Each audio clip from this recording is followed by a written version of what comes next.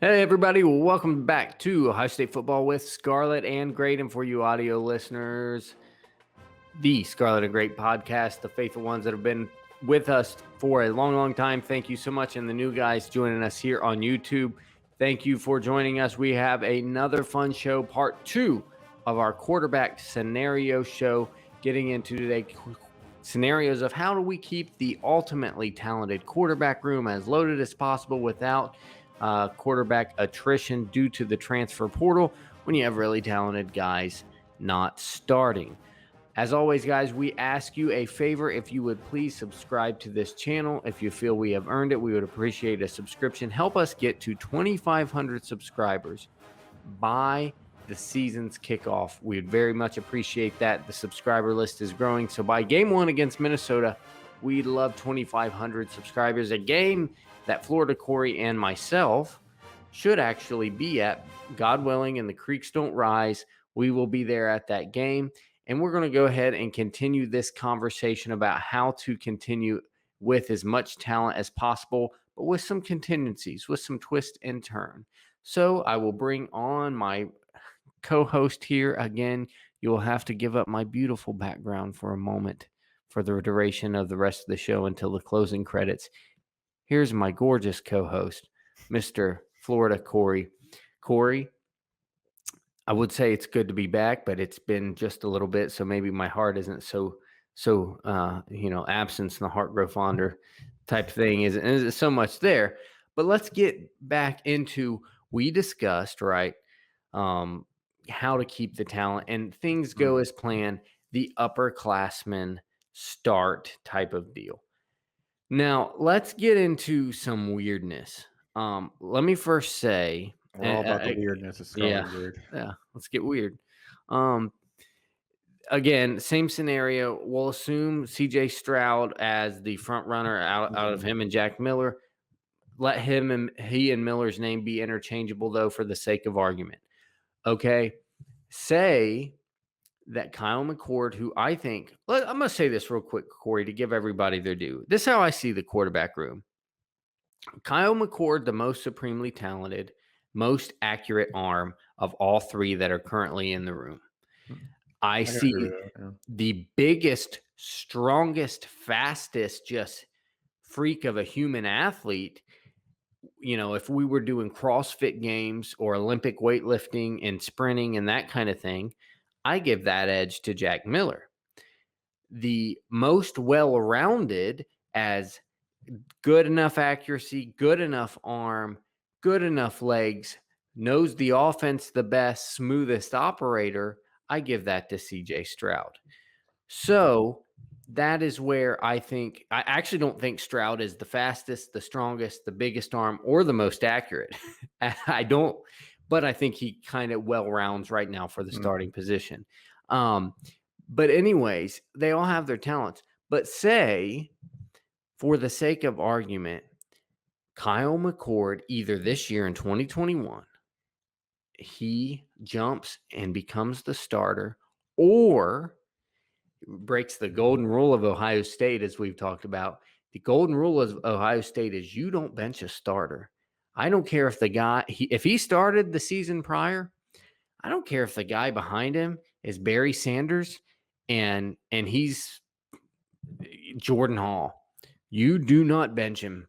That is the great sin of Ohio State. You don't bench. I'm not saying it should be. Can you name even one example where that's ever happened? Where the closest thing is mid-season. No, well, I would say the closest thing is you mean where they kept a worse guy on?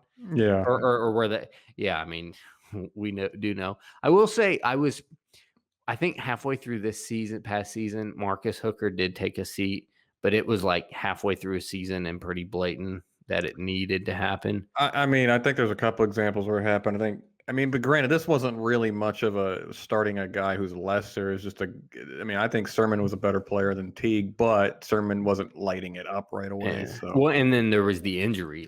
Teague got hurt, and it was like convenient excuse to just push Sermon in there. You know what I mean? I guess the biggest example is probably Tuff Borland. Absolutely. People would feel that somebody should start over him, but JT and Dwayne. Yeah, This year you'll have people with Travion and Marcus Crowley and Master Teague. You'll have that. it's going to be a nightmare argument about the running back spot Yeah. with the fan base. By the way, and by the way, it's going to happen with the quarterback position too. You watch. Yeah.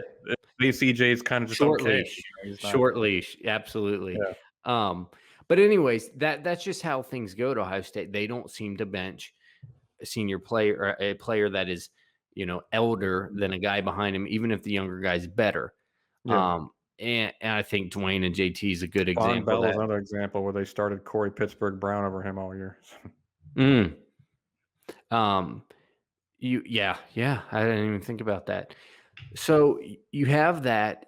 Now let's say though that Kyle McCord, being more supremely talented, really breaks the rule and doesn't break through this year because he's not as experienced in the offense. But next year, 2022, he leapfrogs a current starter. Now this gets tricky. I don't think Stroud would transfer that year because I think Day would manage the room good enough to where you didn't know who was going to start until right at season kickoff. However, now this gets weird, Cory, because of Quinn Ewers coming in. Yeah. If McCord is the starter in 22, and he's so much the starter that we broke all the conventional Ohio State rules for him, and we leapfrog Stroud, he's certainly not going to get beat. I don't care if that's the case. He's not getting beat out by a kid that just comes in as a freshman day one. It's not. I know Quinn Ewers, but he's a 1.000. If it went higher, he'd be a 1.5. Yeah. Yeah. But people are still going to recognize the highest recruit So I don't care how good he is. Day one, he's not going to beat out the guy that just got supplanted or that just supplanted a starter. Yeah. Who's also a 5-star and who will now have not only will have 2 years in the program ahead of him, or a year in the program. Yeah, 2 years ahead of him in the program. Right. Because if McCord wins that job in 2022, that means he also did beat out Ewers because Ewers was there on campus. So that means in 2023, again, just like always planned, like we talked about last video, not a lot's changed. But last video, we kind of projected McCord to start in 23 as well, right? So, no. I mean, I don't. I'm. It's fun to play with, but I don't see how McCord starts in 2022 if he doesn't start this year. I mean, I understand what I just don't think these guys are like on a scale level enough to where they're just like not guaranteed to start the very next year as well. I think Stroud will put up. We assume he's a starter. He'll put up good numbers, if not great numbers, and do it again. And then McCord will probably be battling with Ewers and and 2023 Ewers, 2023, but just all credibility lost there. But anyway, so I still maintain that we said this on the last video, that people who talk about how Ewers is going to come in and just dog walk McCord off the field, and it's like, okay, you guys don't know how good McCord is. My contention is if McCord is the starter this year or the junior year, it shouldn't impact Ewers at all. It really shouldn't. And we discussed this off air, and we were going to bring it on air, is because whether it's like Ewers, do you feel like you absolutely have to start 3 years or 2 years at Ohio State, or can you start the 1 year, because you'll be guaranteed starting in 2024, and you could start the 1 year and go and we know, and I was bringing this up to you yesterday that we saw it with Haskins. He started 1 year and left. Saw it with Fields. He got 2 years, but once he was eligible to go, he left. CJ Stroud figures to be a guy that if he's going to be good enough, which we think he will be, he's 2 years and gone. 2022, he's gone. Yeah. And then McCord will have 1 year of eligibility, or he'll have 2 years of eligibility left, but only need 1 year. He's already after 1 year, he's good to go. And in Ryan Day's offense, these quarterbacks are going to continuously put up monstrous numbers, especially with all the skill talent we're bringing in to help them do it. that they're going to be valuable commodities in the upcoming NFL draft when they're eligible finally, especially guys who have the physical traits of the CJ Stroud or Kyle McCord.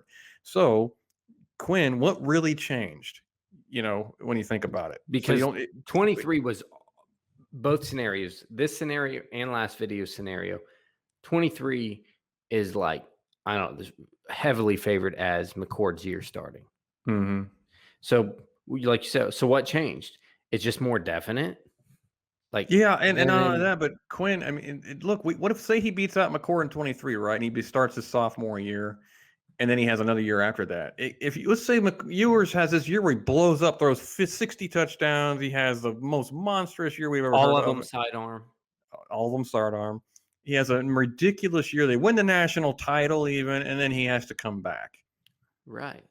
I mean, it can only go down from there, right? Look at Justin Fields. If he didn't have a season and he didn't come back for the 8-game discombobulated season, and he kind of had a couple down games there. If he didn't come back for that, he's probably a top 5 pick. He may have dropped a little bit because of the Indiana game, because of the Northwestern game, because of the Alabama game, which I'm not saying they're all his fault, but I'm sorry, that's just perception. Right. No, it's a good point. So really in this scenario where McCord starts either this year or next year, all that really, well, because we built in 23 has always been his year, I think. Okay. That's the scenario we laid out last video. Now this video we're laying out, you add him starting in either 21 and 22 as well. All that really changes for Ewers is that it's just more definite that it would be harder to win that job as a freshman or sophomore. He could still compete for it.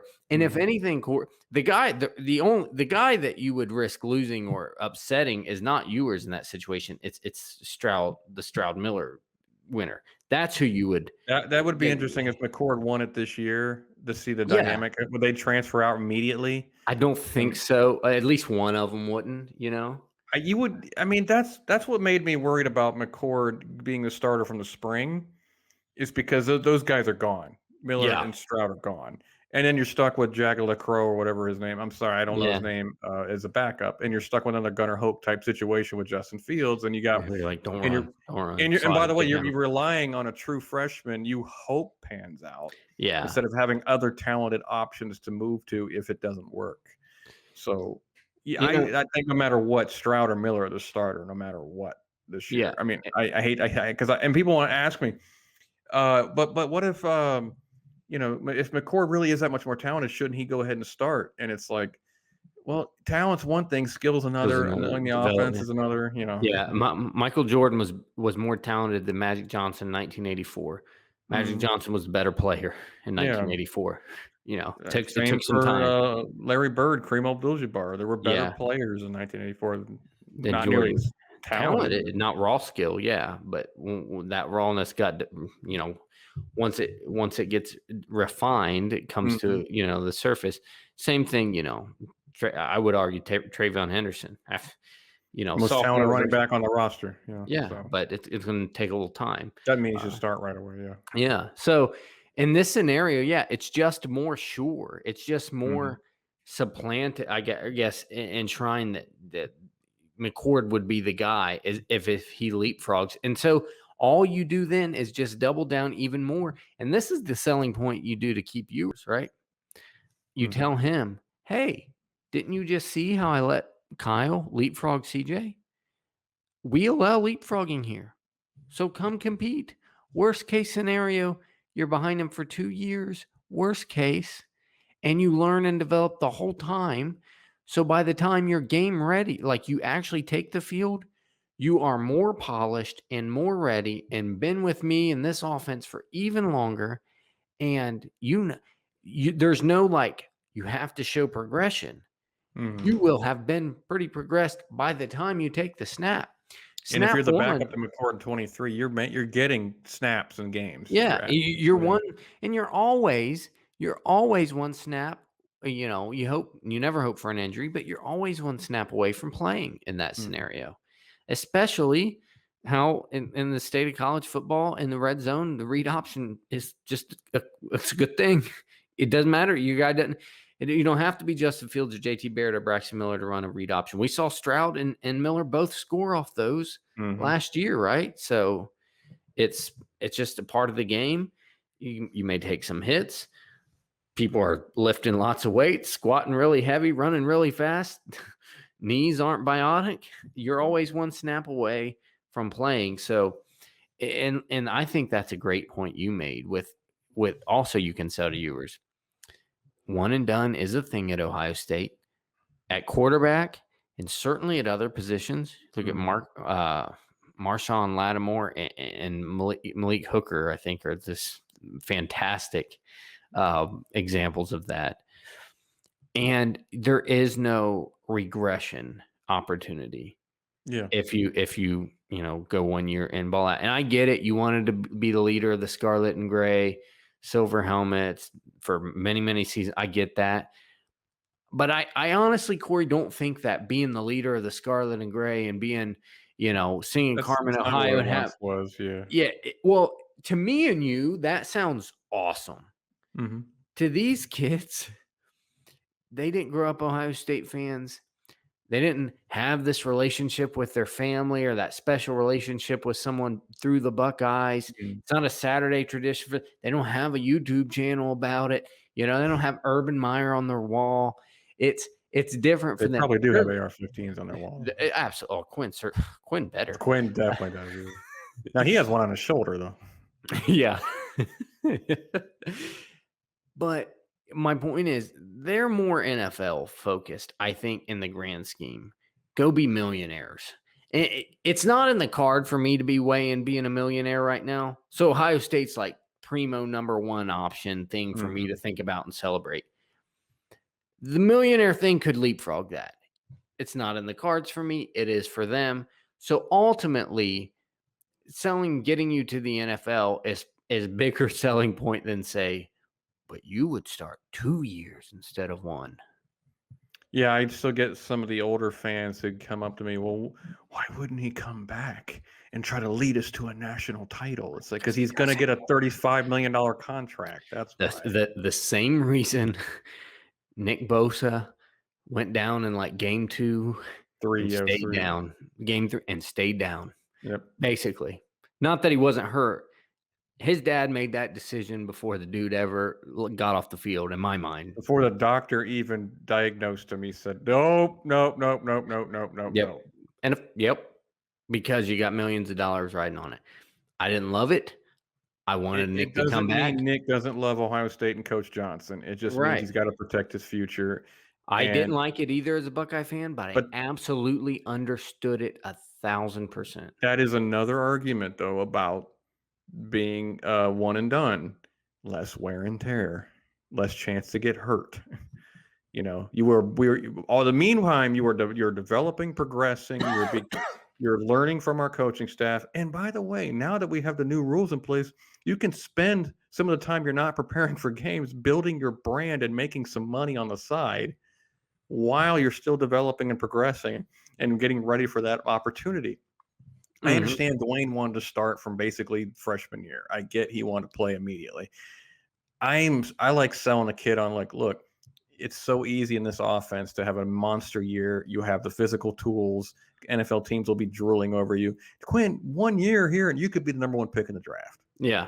So, if that's the angle, you may not have to take that angle with him. We're not saying he has to, but this scenario comes to fruition. That is the angle Ryan Day has to take. It's not a bad angle. It's Absolutely. Really not that bad. Yeah, I agree. I think it's very easy to argue that he could stay no matter what happens because we all were worried about what's going to happen. I mean, some fans are dead set like Cole McCord's gone. He forget it because this guy. I think you know what I think it is, Cory? They are uncomfortable with the fact that you go get the highest ranked recruit ever, whatever, still pending, and you only get 1 year with him. I get that. I understand that, but we need to be realistic and say, well, we've got some pretty daggone good other guys too, and that's just the nature of the beast. Exactly why Ryan Day is recruiting like crazy at the quarterback position. We talk about Heartline all the time. It's fun with Heartline because you can get 4 and 5 big time receivers in a class, whereas normally you only get one quarterback. So it's not as talkative. But Ryan Day's pulling in Heartline like recruits at the quarterback position. And honestly, Ryan Day, knowing he's not going to get 2 years consecutive with most of these guys, he will with Stroud, but most of these guys, he's not going to get 2 years consecutively. So I'm going to recruit the freaking most highest ranked guy I can get. I'm not doing this 1 year big time, next year kind of okay, next year, I'm not trying to build space in between these quarterbacks. I want the best one every year because they're going to be transfer portal's a thing and one and done's a thing. And not panning out sometimes a thing, getting hurt's a thing. Even if you say, well, they might transfer, my argument would be, you would say they might transfer and never play for Ohio State. And I would say, well, they're definitely never going to play to Ohio State if we don't recruit them. Yeah. If we don't get them to commit, they're definitely not playing. Yeah, they might transfer. Okay, I'll take might over definitely not. Yeah. Yeah. So, exactly. Cory, final word before I kick you off. Well, final word actually is going to go out to my friend Kyle Brown, a friend of the show. He watches the podcast. I'm not going to put his business out there, but his situation with his family is dire.